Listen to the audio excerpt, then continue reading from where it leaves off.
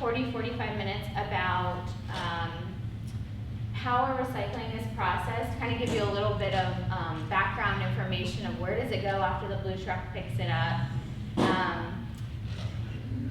so how it gets processed, what we're able to put in the cart now with these changes you might have heard of that are really global, not just Lebanon or Linn County or even Oregon, but these are global effects for us in the recycling world.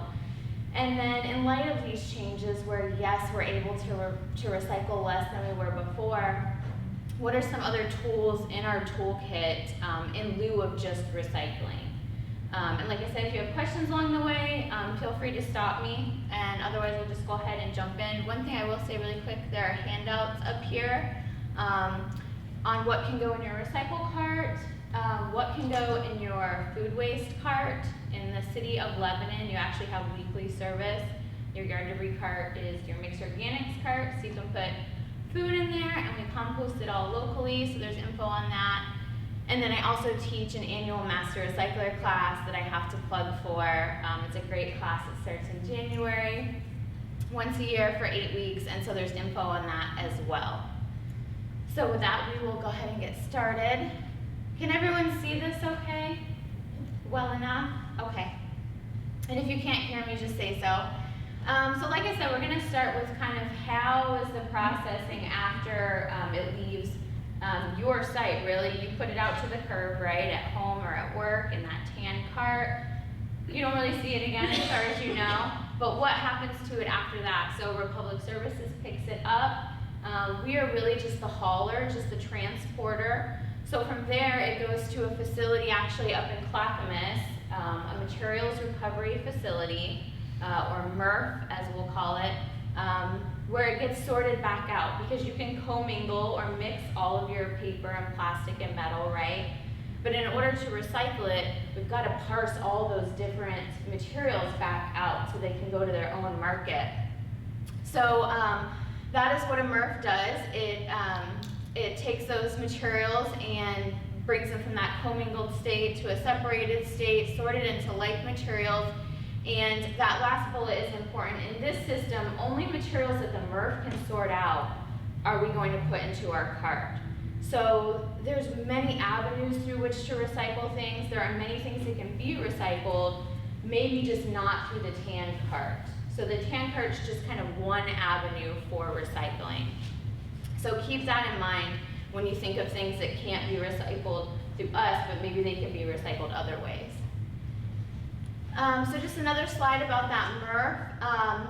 It's a combination of mechanized sorting and physical hand labor, people like you and I sorting there. So there are fans that blow the paper one way because that's really light, right? And that's a good way to move paper. There are these kind of conveyor rollers that take cardboard another way. And actually in that conveyor, there are these strategically placed holes so that your plastic and metal containers can fall through. Your metals are then sorted ferrous and non-ferrous, so there's a magnet and an eddy current to either pull that metal or deflect it away to separate it. And then last but not least, plastic is sorted by hand. And we'll talk more about plastics in a specific slide, but that's important to know that plastic is not high-end technology in Oregon. It's just people like you and me picking plastics off. And then there is a little bit of sorting on the front end to pull off egregious contamination, bags of trash, garden hoses, lawnmower blades, things that are going to hurt their equipment or hurt a worker. But that's the extent of the sorting. So if it's not a recyclable material, it's kind of going to go to the end of that line into the trash pile. So that's kind of the behind the scenes of the MRF and the sorting, and then from there it gets sold to their own separate markets, the paper, plastic, metals, either domestic or abroad, wherever that market exists. Can I interrupt you, please? Are you going to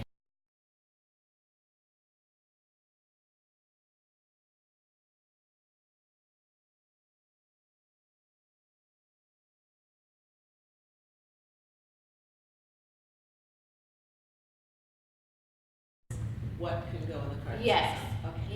Yeah, we're trying to get this information Okay. everywhere. Yeah, definitely.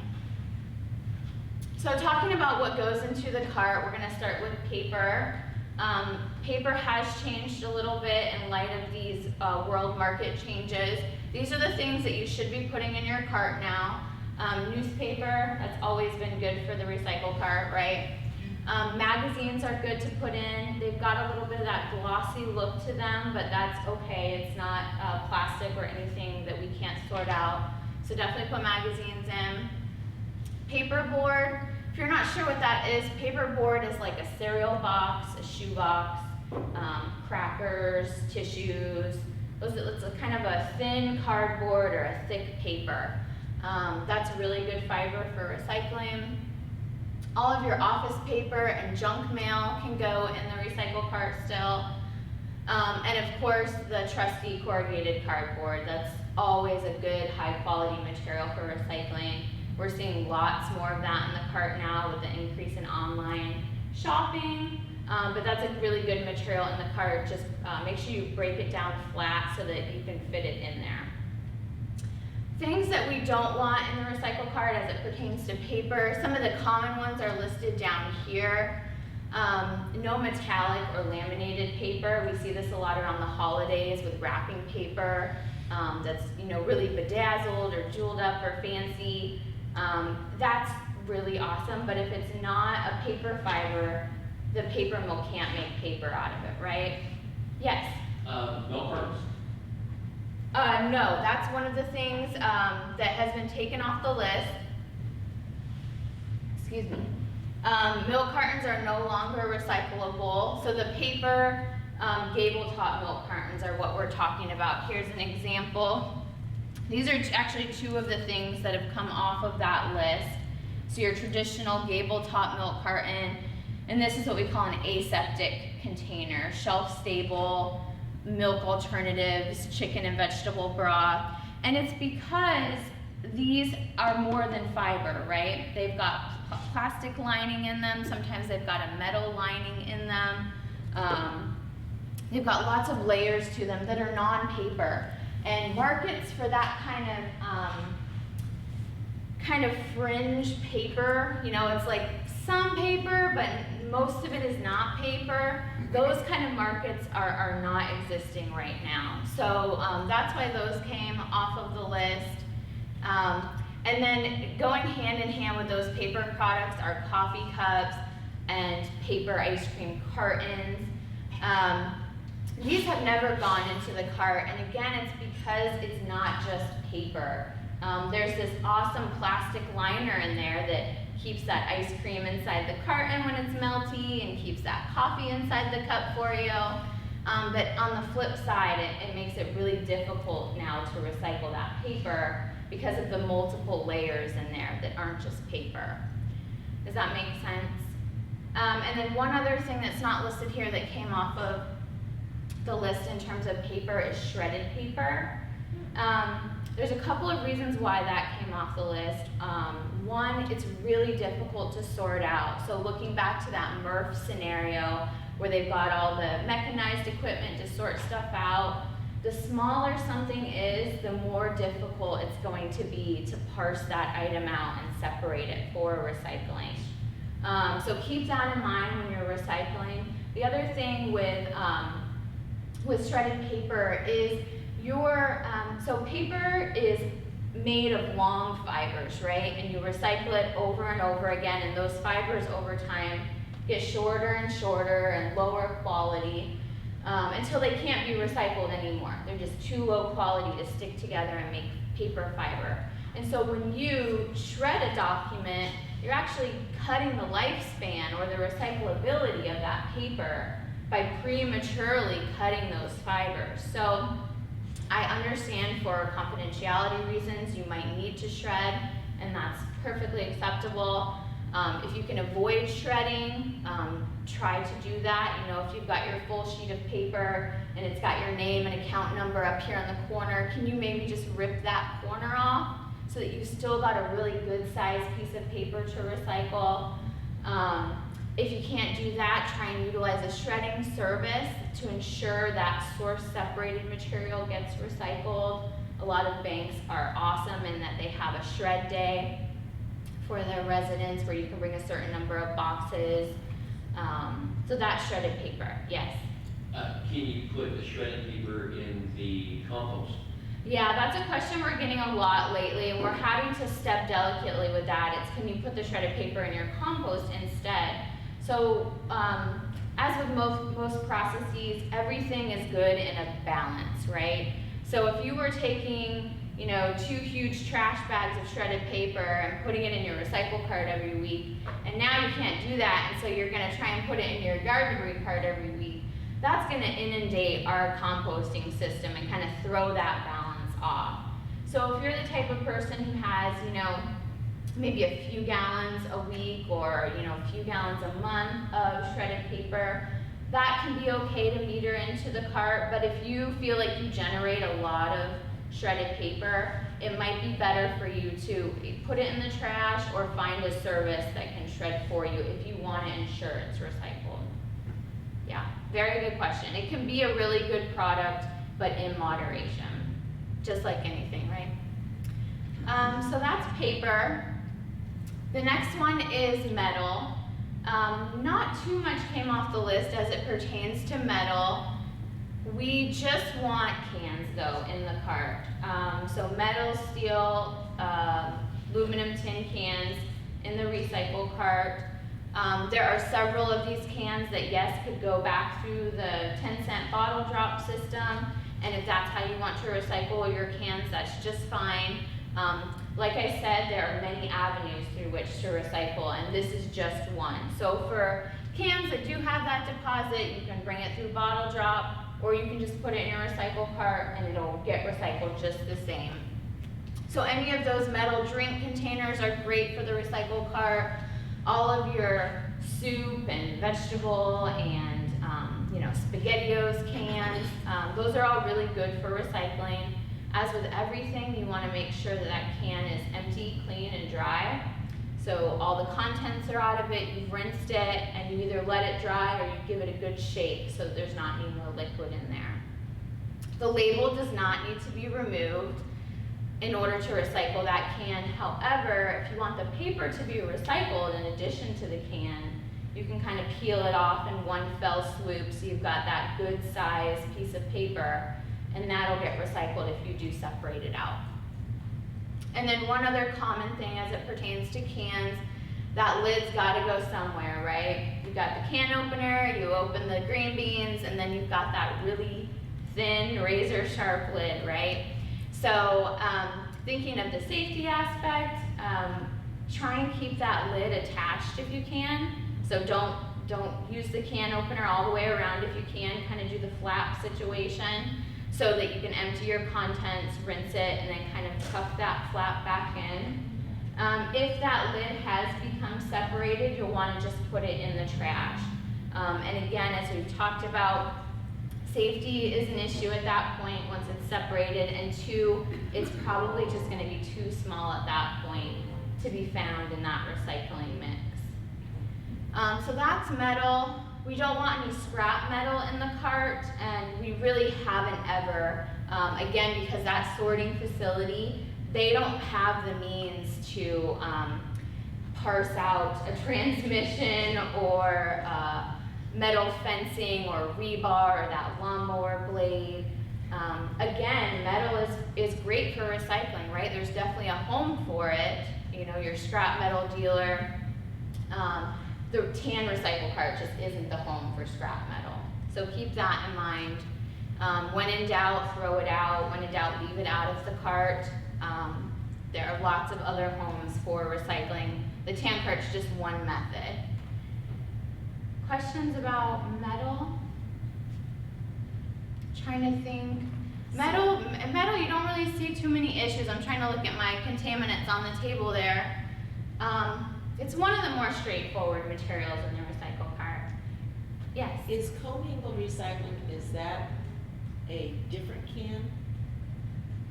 Your commingled cart is your tan Oh, okay, recycle cart. okay, Yeah. okay. Yeah, commingle is kind of a industry term where you can, it's your mixed recycle card now. Yes. Okay, so we're gonna do this together. Plastics can be difficult. I will be the first person to admit that. They are not the easiest material to know how to recycle.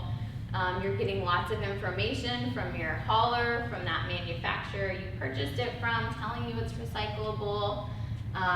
You know, you go to a website about it, and it varies from city to city, to state. So plastics can definitely be difficult. I will admit that readily. I am here to make plastics simple though, so get ready. Plastics, we do not sort by the number. A lot of folks have thought that we do. As far as I know, we've never sorted by the number because we don't have a means to separate by 1s or 2s or 5s or 6s. That sorting facility, that MRF, they're sorting that plastic by hand, like I mentioned.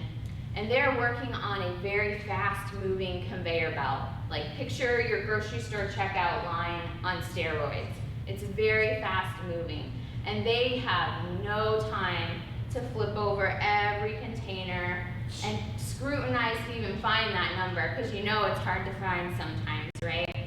And the other thing with that number is it doesn't always indicate the recyclability of that material. So just because it has that triangle or has a number in it, it doesn't indicate recyclability, and it doesn't necessarily tell you everything that's in that material, in that bottle, or in that jar. So it's not always a good indicator of recyclability. So in Oregon, we sort by the shape of the plastic. So you'll want to just be looking for bottles and jugs. If it's not one of those two shapes, leave it out of the cart. It really, really is that simple. And so a bottle, if you're not familiar or unsure, because it can be tricky, a bottle has a narrow neck at the top, threaded neck. And so if it doesn't have those features or characteristics to it, you'll want to leave it out of the recycle cart. We've got some samples up here. These will be in the next page too, some of them. So these are some of the common things that we get in the recycle cart. And if you look at them, you'll think to yourself, is it a bottle? No. Is it a jug? No. Clamshells are notoriously found in our recycle carts, unfortunately. And it's unfortunate because there's so many of them, right? And they don't really have a home. They're not made of a high quality plastic like your bottles and jugs are, in order for them to have that end market. So those should be left out of the cart. Your to-go clamshell, not a bottle or a jug, right? So you leave that out.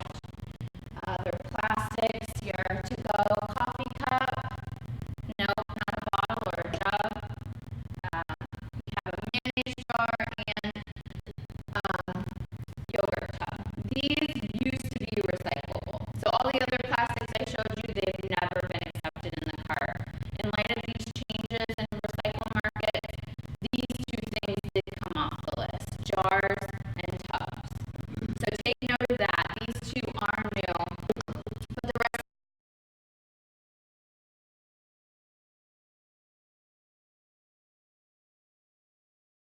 stuff is great for reuse, right? But there's no market for this type of plastic, unfortunately. Yeah. Lid, like on the Tide container, that big plastic lid. Yeah. Does not go in. Excuse me. No. So no lids. That's a great question. You'll want to remove all of your lids, and those will be trash. They're a different kind of plastic than the bottle or jug that they are covering. Believe it or not. Again, you don't have to remove labels. You don't have to sew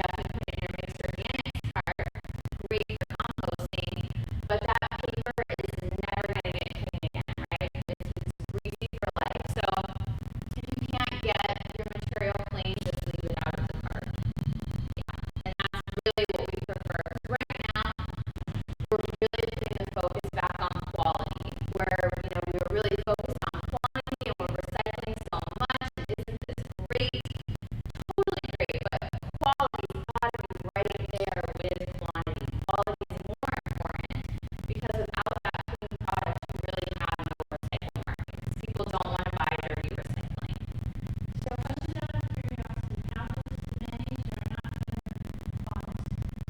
So it has to have kind of this neck here that you see on these. I don't know. It is smaller. Sometimes it is smaller, but it's got to have a more narrowing neck.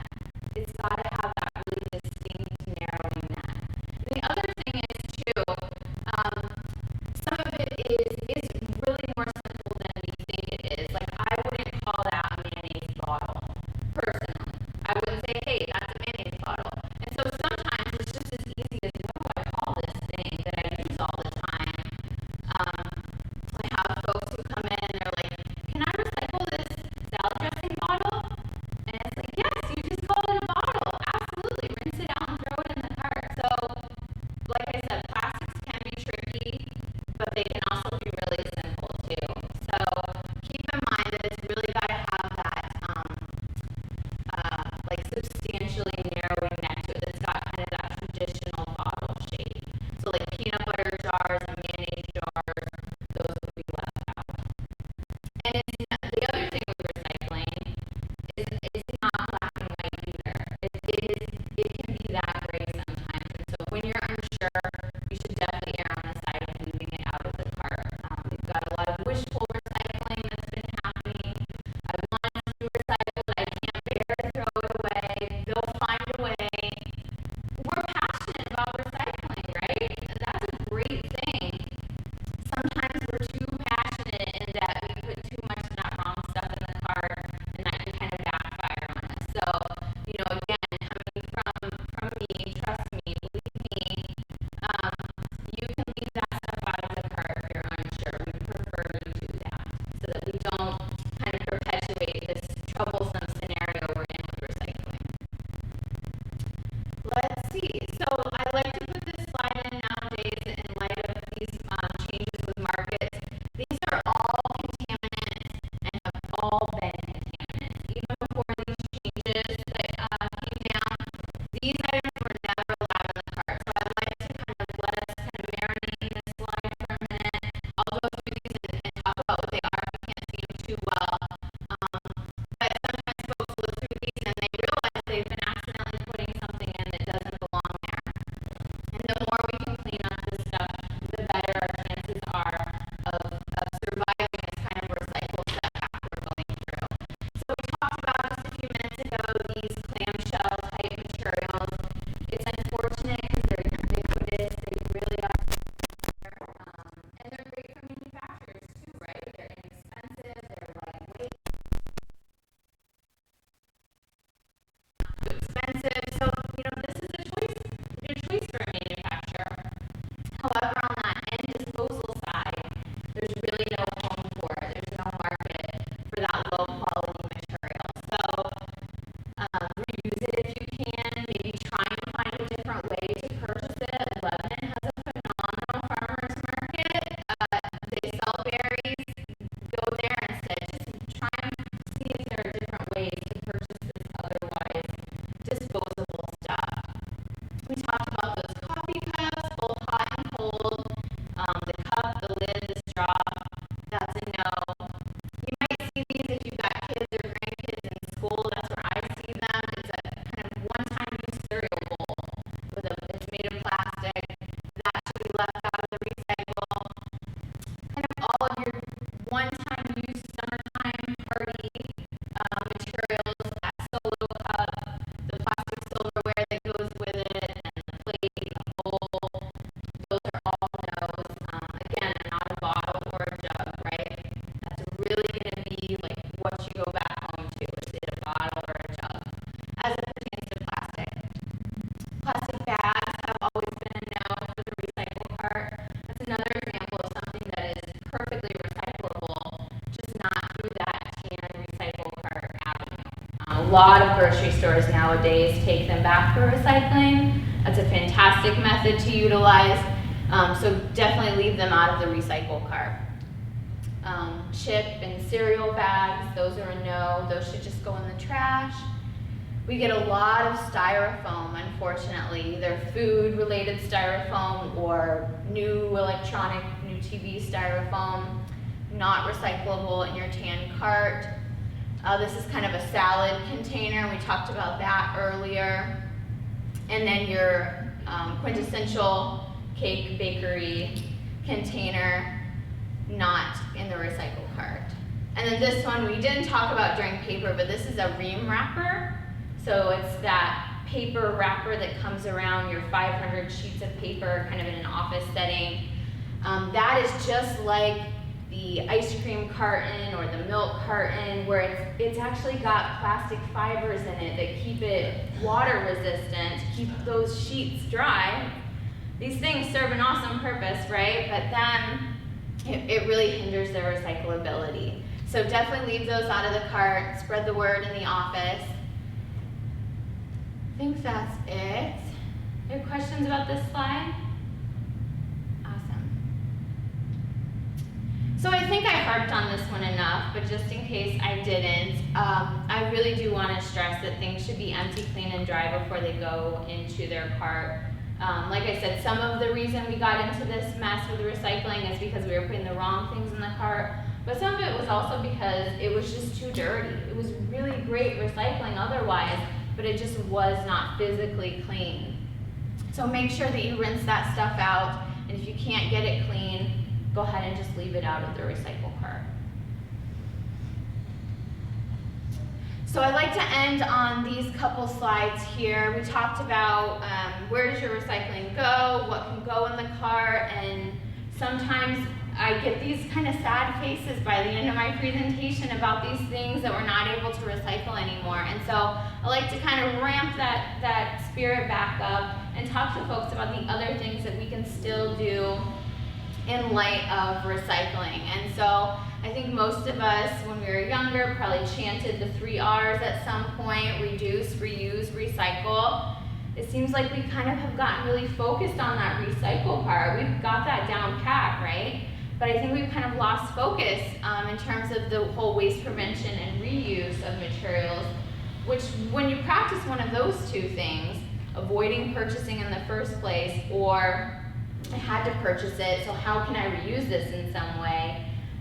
When you do one of those two things, you don't even have to worry about, is this recyclable or not, right? You don't have to get to that kind of last resort, if you will. So this is a slide just kind of showing some really common examples of ways to reduce waste, especially as simple as bringing your own reusable water bottle. Yes, that water bottle is recyclable, but it still takes a lot of energy and resources to create that new disposable water bottle every time you get thirsty, right? Avoiding items that are single-serve packaging, that creates a lot of waste that is usually unrecyclable.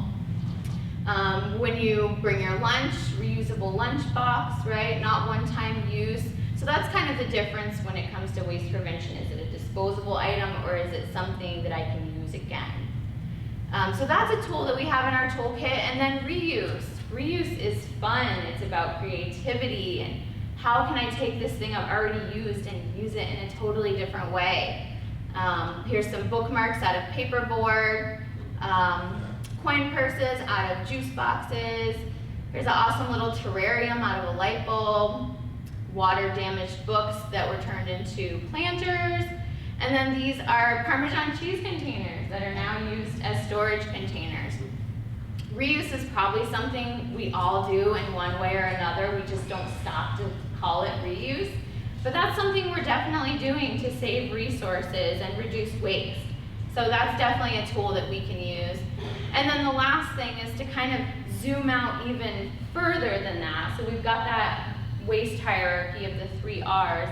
And then even within that, that's kind of only one piece of that sustainability pie, right? You can ride your bike instead of driving a car. You can buy your salsa local from the farmer's market instead of going to the grocery store and getting it from the company that makes it in Texas. You can bring your own grocery bag instead of getting a grocery bag.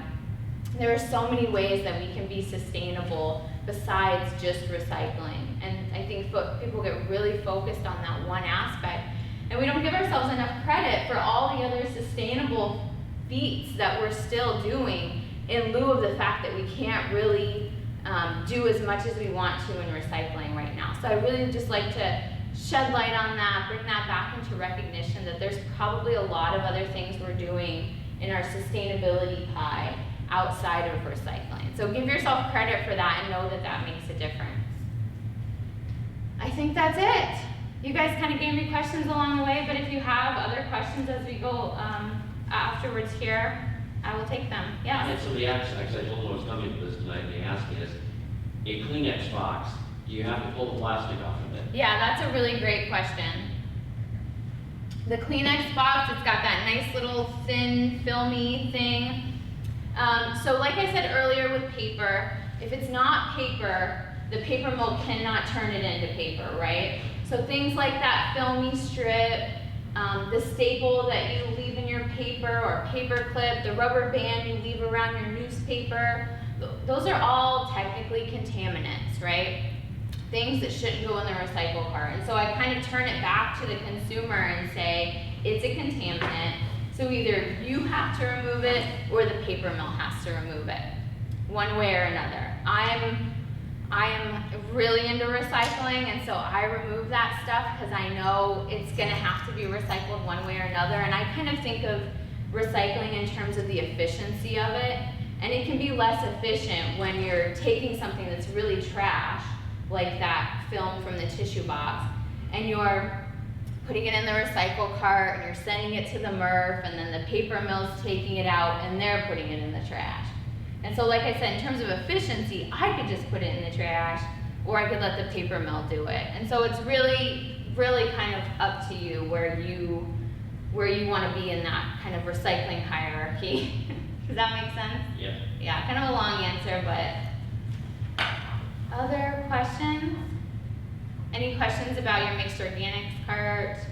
What goes in the glass? Nothing changed with glass. If you have glass service, that separate bin that you put out, if you live in the city limits, nothing changed with that. That's still just bottles and jars, rinsed out, put in your glass bin. Labels don't have to be removed on those? Labels don't have to be removed. Good question. Yeah. Wonderful. Well, thank you all so much again for your time and for being here tonight.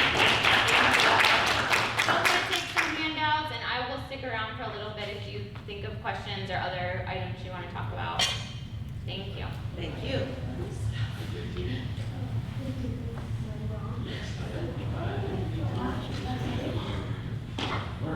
I'm in the category of issues outside. So I was running that team. The entire time. Let's go to the styrofoam is one of the Wonderful. No, this is 100%. Good. Thank you. I love hearing that. Thank you for what you do. Thank you. Thank you for your questions.